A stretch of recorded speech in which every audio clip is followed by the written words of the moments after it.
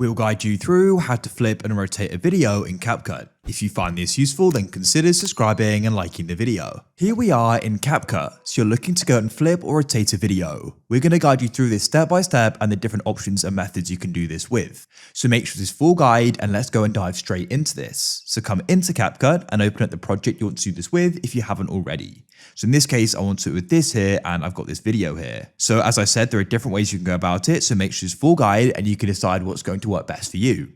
For the first way, what you need to do is go and select the video in your timeline like so. So go and tap on it, you can go and see it's highlighted. Now at the bottom, you're going to see a lot of different options. But what you need to do is go and scroll across until you go and find the option for transform. Then what you can do is go and tap there like so.